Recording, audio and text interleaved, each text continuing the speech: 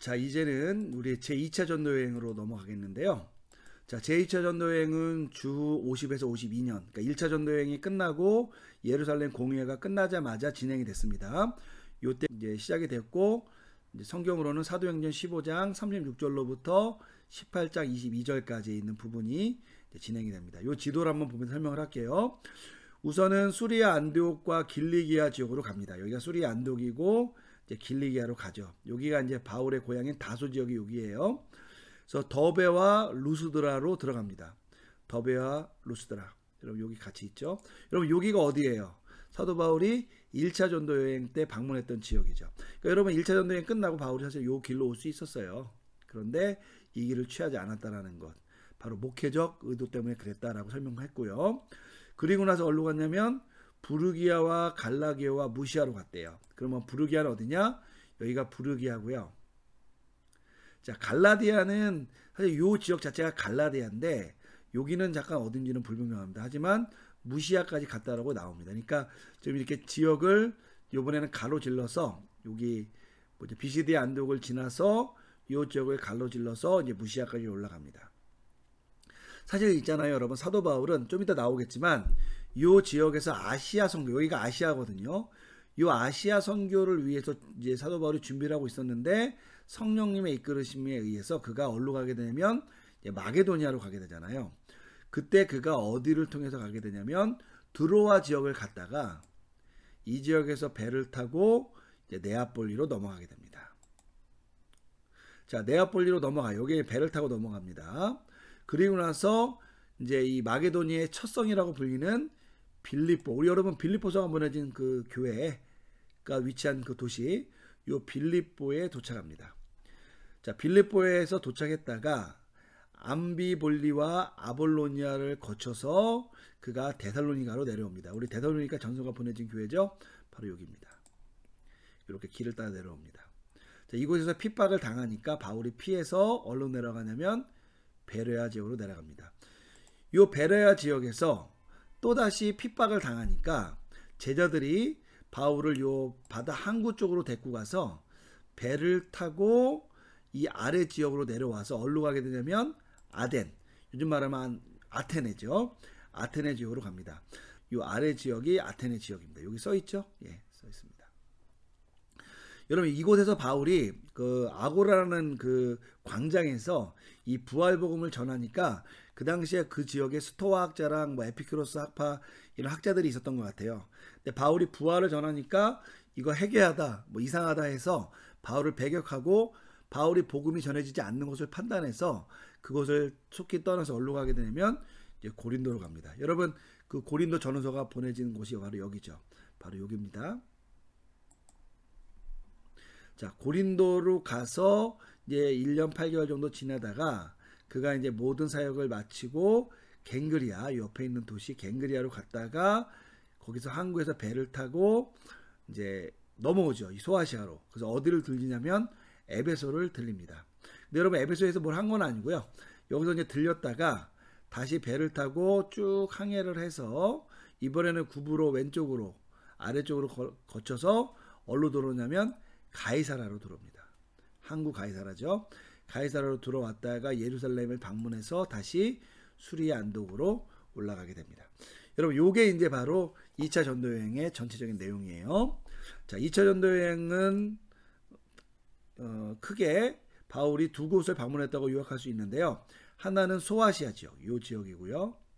다른 하나 지역은 오늘날의 발칸반도 지역입니다. 이 두 군데 지역을 방문했다고 이해하시면 되겠습니다. 자, 그러면 각 지역에서 어떤 사역을 했는지 한번 읽어보도록 하겠습니다. 소아시아 지역부터 볼게요. 바울의 두 번째 선교여행은 순탄치 않았다. 그 이유는 첫 번째 전도여행을 같이 했던 바나바와 결별을 했기 때문이다. 결별의 이유는 간단했다. 그것이 뭐냐면 제1차 전도여행 시 소아시아 지역에 첫 발을 내디뎠을 때 바나바의 조카인 요한 마가가 예루살렘으로 돌아가는 일이 발생했기 때문이다. 이후 제2차 전도여행을 준비하면서 바나바는 요한에게 재차 기회를 줄 것을 요구했지만 바울은 동의하지 않았다. 이에 바나바는 마가를 데리고 제1차 선교지요 자신의 고향인 구브로로 향하고 바울은 신라, 요번은 이제 예루살렘 교회에서 올라오신 사람이죠. 신라를 동행하여 육로를 통해 이제 1차 선교 지역이었던 더베 지역으로 이제 올라갑니다. 여러분 이렇게 해서 이제 선교 지역으로 가게 되는데, 여러분 우리 아까 15장 36절에서 이미 한번 읽어봤듯이, 여러분 이 전도 여행이 왜 시작된 거냐면 한번 읽어볼게요. 며칠 후에 바울이 바나바더러 말하되 우리가 주의 말씀을 전한 각 성으로 다시 가서 형제들이 어떠한가 방문하자 이렇게 돼 있어요. 그러니까 쉽게 말하면은 이 1차 전도 여행 지역을 방문해서 바울과 바나바가 이제 그들을 다시 한번 돌보자 이런 얘기를 했는데, 문제는 이제 이분들이 이 마가 문제로 인해서 지금 분열이 난 거잖아요. 그런데 그 가운데서도 어떤 일이 일어났냐면, 어쨌든 바나바는 마가를 데리고 자신의 고향인 구브로로 갔지만 이곳도 뭐였어요? 1차 선교지였죠. 그리고 바울은 신라를 데리고 육로를 통해서 더베로 갔지만 이 지역도 뭐예요? 1차 선교지였죠. 그러니까 그 두 분이 예를 들면은 어떤 그 사역의 어떤 방향성 때문에, 어떤 팀을 구성하는 문제 때문에 어떤 이런 분쟁이 있었던 것은 사실이지만, 실제로 그분들이 원래 목적으로 했던 건 뭐예요?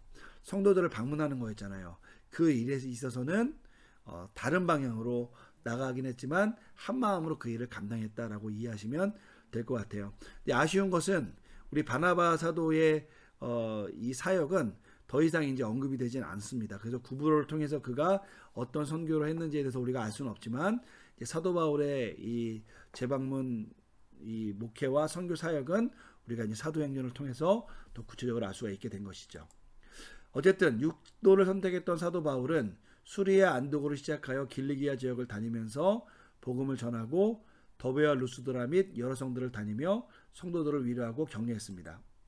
특별히 루스드라 성에서 첫 성도의 자녀 디모데를 만나게 되는데 그를 자신의 전도 여행에 동참시킵니다. 그래서 어떻게 됐어요? 이제 바울, 신라, 디모데 이렇게 짝이 되는 겁니다. 이미 제1차 전도 여행 시 복음을 들었던 이들은 바울의 또 다른 방문의 위로를 받았고요. 이후 바울은 부르기아 및 갈라디아 지역을 통해 동일한 사역을 감당했습니다. 여러분, 근데 이 부분에 대해서는 구체적인 사역 얘기는 나오지 않지만 사도 바울이 지나는 곳마다 복음을 전했기 때문에 비록 누가의 관심사는 주요 거점 지역이 관심사였기 때문에 이 부분은 언급하지 않았지만 분명히 바울이 이 지역에서 복음 사역을 감당했을 겁니다. 그래서 이제 북갈라디아설에 대해서 얘기할 때 이 지역에 교회가 있었다라는 것을 이제 요것을 통해서 이제 전제를 하는 것이죠. 여하튼 이제 바울은 무사 지역을 거쳐 비두니아를 상하려고 했습니다. 그러나 성령님께서 바울에게 아시아 선교를 마무리하고 유럽 선교, 그 당시에는 이제 유럽이 어디였냐면 그 발칸반도 그 지역이었습니다. 그래서 유럽 선교로 나아갈 것을 지시했습니다. 물론 여러분, 그 당시에는 유럽이라는 용어는 없었어요. 이거 오해하시면 안 되겠습니다. 그죠? 그냥 그 마게도니아라는 지역, 그리고 아가야 뭐 이렇게 지역이 있었던 것이지, 사실은 발칸반도라는 표현이라든지 뭐 유럽이라는 표현은 이제 근대적인 표현이고 현대적인 표현이라고 이해하시면 되겠습니다. 어쨌든 편의상 그렇게 부르는 거예요. 특별히 환상 가운데서 마게도니아 사람이 나타나 도와줄 것을 요청한 이후에 바울은 확신을 가지고 발칸반도로 이제 전도 여행을 떠나게 됩니다.